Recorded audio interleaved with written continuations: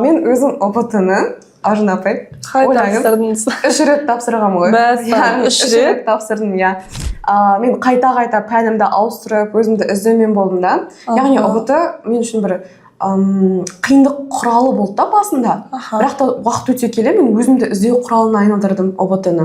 Ең басында мен білім беру орталығына 10 сыныпта келдім де, биология және химияны таңдағам. Болды, мен медик боламын десе. Сөйтіп уақыт өте келе бір 10 күнде биохимияда оқыдым да, жоқ, бұл менікі емес дедім бірден. Сосын уақыт өте келе мен тағы да жаңағыдай нені таңдадым, математика, географияны таңдадым. Яғни кәдімгідей 1,5 жыл бойы мен математика, географияға дайындалғам ұбт-да.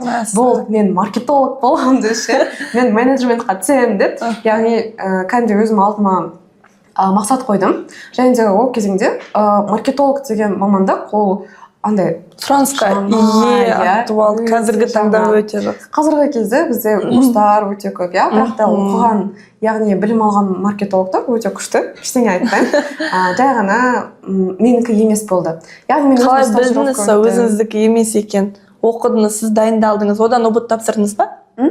География, математика бойынша? География, иә. Біз тапсырдыңыз. Қаншада қанша алдыңыз?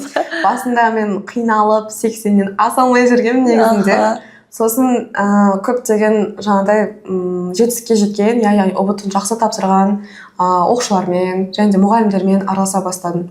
Ең басты зат түлектерге бұл жабылып қалмау. Яғни қиын кезеңде адам жабылып қалған уақытта ол айналаға жаңағыдай ашық бола алмайды. Сондықтан да ең бастысы бұл кеңес сұрау. Яғни кеңес сұрау дегенде қазіргі кезде минимум 6 адамнан кеңес сұрау керек деп айтады ғой. Бұл шынымен де көмектеседі.